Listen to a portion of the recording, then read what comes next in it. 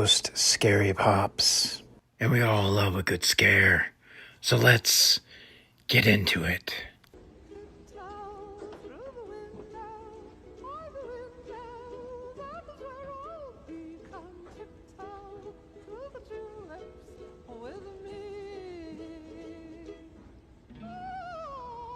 Hello?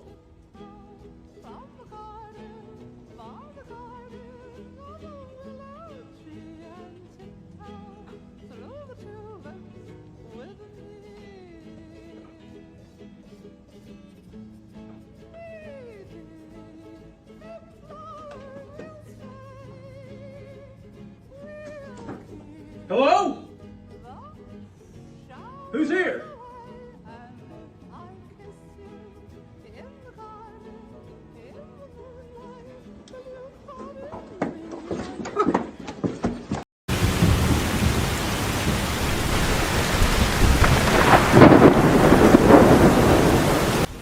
Emily was riding the public transportation system in Portland, the MAX system. And it has a tram that runs between the airport and the city center until fairly late at night. And she was coming home from seeing her family at Christmas, and her flight came in very late, so she was lucky to catch the last MAX tram home. But because it was so late, there was only her and a guy who looked homeless sitting a few seats ahead of her. He was sleeping with his head against the window. She paid little attention to him, but noticed his head lolling around and wondered if he was wasted. And then when she got to the city center, cops were waiting there because apparently the homeless guy sitting in front of her was going to be escorted off the tram. Airport security had tried to get him off before and thought he was ignoring them and refused to move. So when the cops arrived on the tram, they found out that the guy was deceased the whole time. He had overdosed at some point before the MAX had even arrived at the airport. So she was riding on that dark midnight ride alone with a fairly deceased homeless man. The Axeman of New Orleans.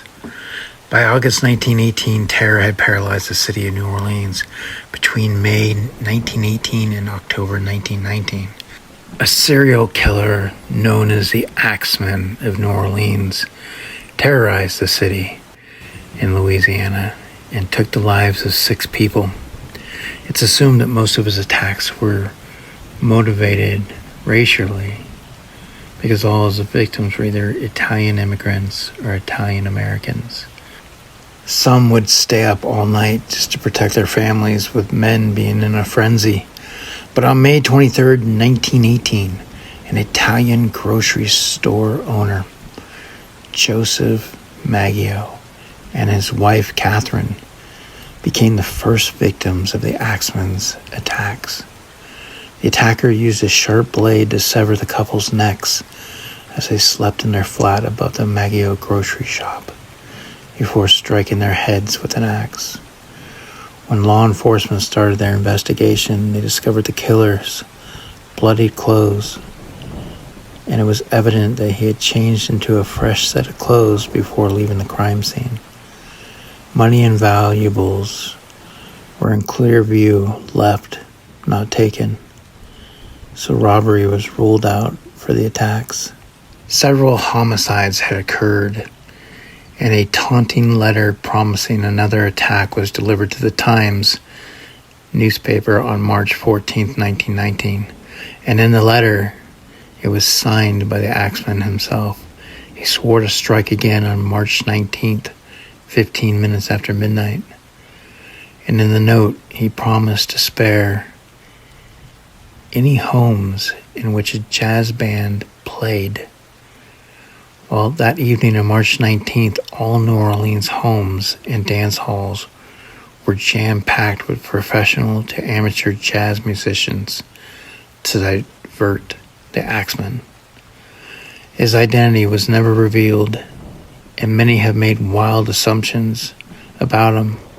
His main distinguishing features was that he was a tall man who only committed his crimes at night, and almost always in a frantic manner, leaving blood and body parts all over the place.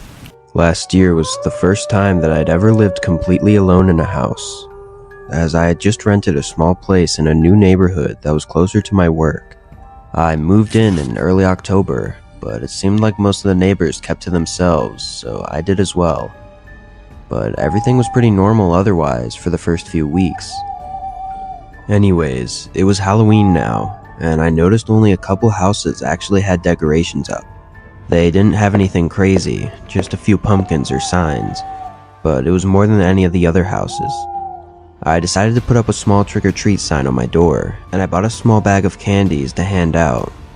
Where I used to live, I'd buy 3 or 4 big bags, but I didn't get the feeling that these people really celebrated Halloween here, so I figured 1 bag would be enough.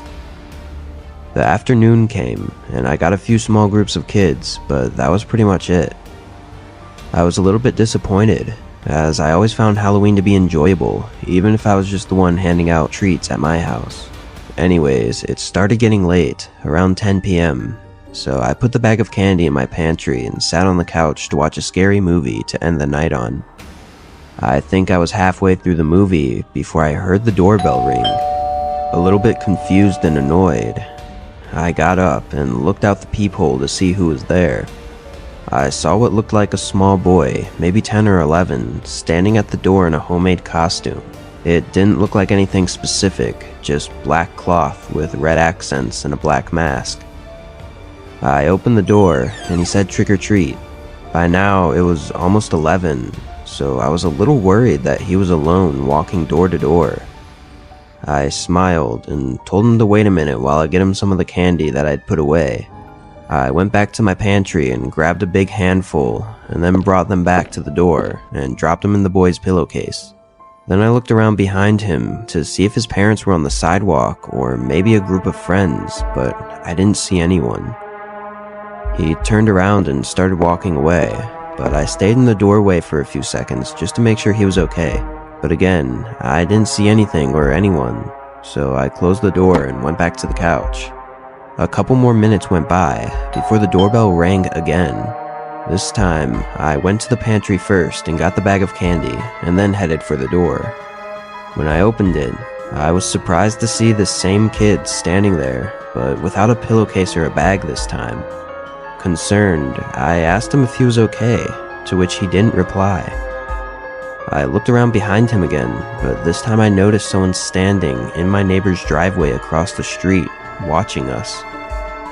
It looked like a full-grown man, but he was wearing a similar costume to the kids. "Is that your dad over there?" I asked nicely. The kid waited a second, and then said yes.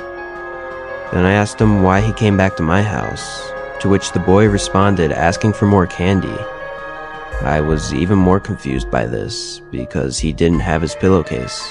But I held out my bag of candy for him to take out of, but the boy looked almost annoyed for some reason, then reluctantly reaches in and grabs a single piece before running off.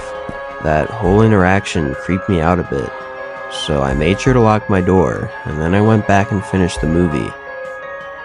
It was pretty late at this point, so I decided to get ready for bed. I got up from the couch and began walking over to the stairs, but out of the corner of my eye, I saw a light flash from outside one of my windows. I nervously went over and looked outside, and then realized that it was the motion sensor lights that were by my garage. I stayed in the window, looking around for a few minutes, as I was getting pretty creeped out now. But nothing else happened, so I closed the blinds and headed upstairs to my bedroom. I laid in bed for probably 30 minutes, thinking about that boy from earlier and how strange the whole thing was. But as I started to drift into sleep, I heard a soft ruffling noise, followed by loud thumping bangs on my front door. I shot up and jumped out of bed, then quietly made my way downstairs and over to the front door. Just before I looked into the peephole, 3 more loud bangs shook the door and made me jump back a little. I waited there for a few seconds, then looked. It was the man that I'd seen across the street from earlier that the kid had said was his dad. He was standing there, just inches away from the door, still wearing that creepy black and red costume and a mask. I could tell something was in his hand, but he was too close to the door for me to see what it was. There was no way I was opening that door, as I had no idea what this guy could possibly want from me. I knew this was either some sick joke or something much worse.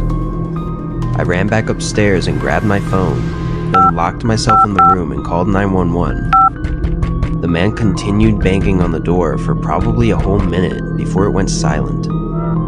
I waited in fear, hoping he had left for good. Then I got up and looked out of my bedroom window, which had a small view of the sidewalk that led to the front door. But as I was looking, the sudden sound of glass shattering came from what sounded like the kitchen downstairs.